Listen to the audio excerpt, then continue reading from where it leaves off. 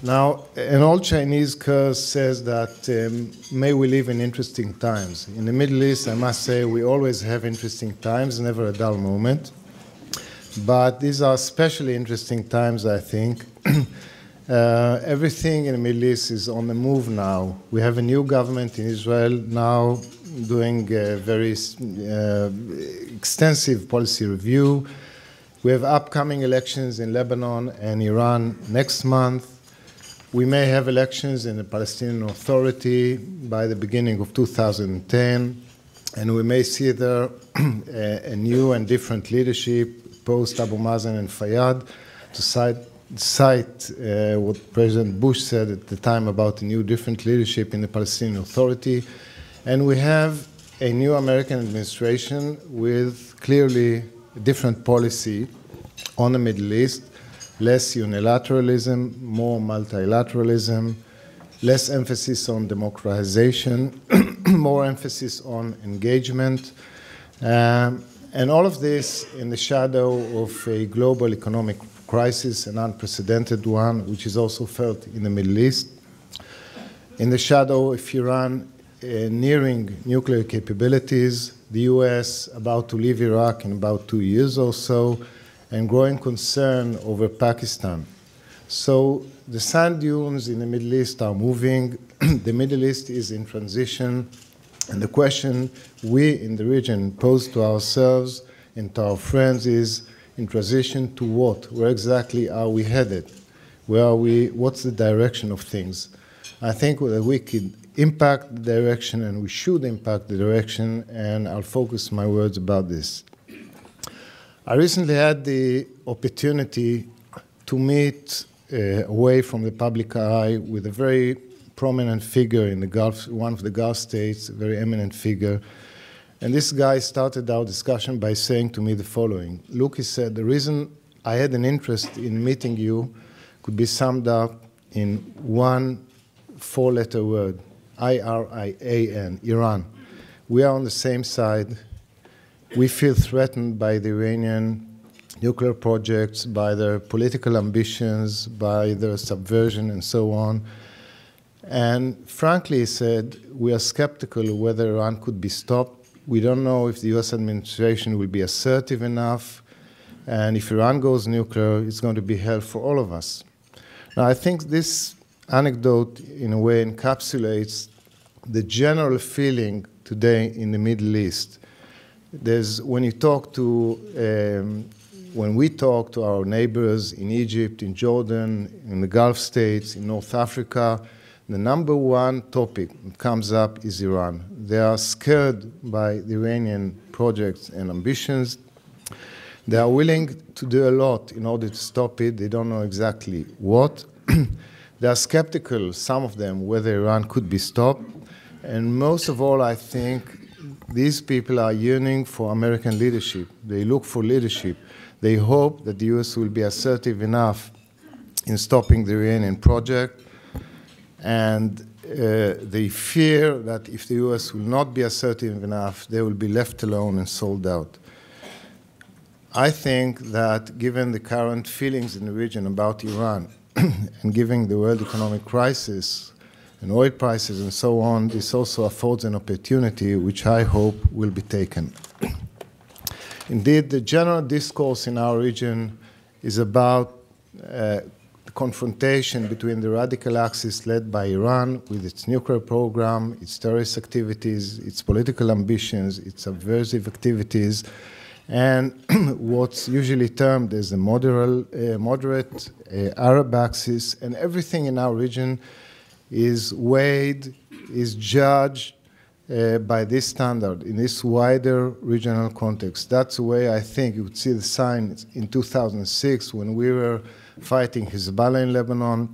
You could see it, I think, more clearly when we were fighting Hamas in Gaza more recently. That's the way regional actors judged developments and acted upon them. The fact that there is this 800-kilo gorilla in the room, I think, impacts everybody, impacts the behavior of everybody. People in our region become nervous. Some of them I think, are moving in the way of exerting more efforts in order to stop the Iranians and be more assertive. Others who fear that Iran can't be stopped are aligning themselves with the Iranians. And the fault lines in Lebanon, in the Palestinian Authority, in Iraq, are heating up because of this. In the Palestinian Authority, you have basically two political entities, one in Gaza and one with the West Bank. In Lebanon, you have another failed political entity with upcoming elections. We shall see what the results will be. And also in Iraq, I think things have not calmed down yet.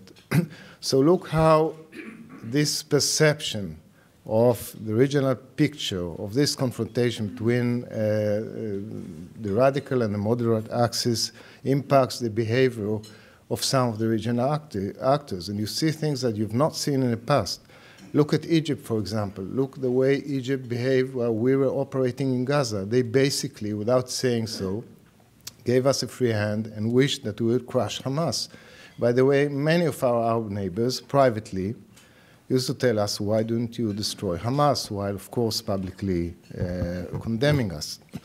But that's the way people, because Egypt thinks that Iran is the biggest problem, because they regard Hamas as a threat to Egyptian national interest, that's the way they acted. Look the way they reacted to what Hezbollah was doing on Egyptian soil. I think what you hear from them publicly is, again, unprecedented. The way they speak about Nasrallah, about Hezbollah as an Iranian arm.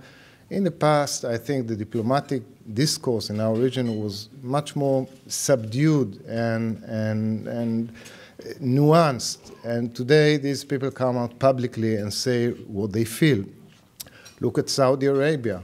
How much money are they pouring into Lebanon in order to have an impact on the results of the elections? If you look at Lebanon, the Iranians and the Saudis each pouring huge sums of money in order to have an effect on the results of the elections. Saudis are very nervous. Saudis are willing to talk to the Chinese about energy issues, given the crisis with Iran. Again, this is not something that we've seen that way in the past. Look at Morocco severing diplomatic relations with Iran.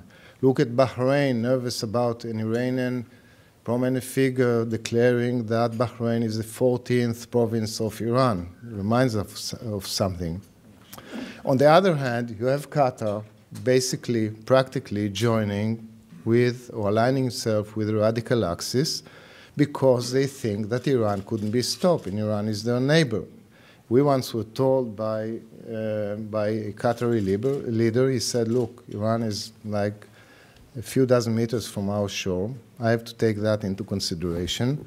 That's why I behave the way I behave. So they have American forces on their soil. At the same time, they allow Jazeera to do what it does. But recently, I think it's quite clear that they've aligned themselves with the radical axis. Syria, on the other hand, is keeping all the options open. They are an active member of the radical axis.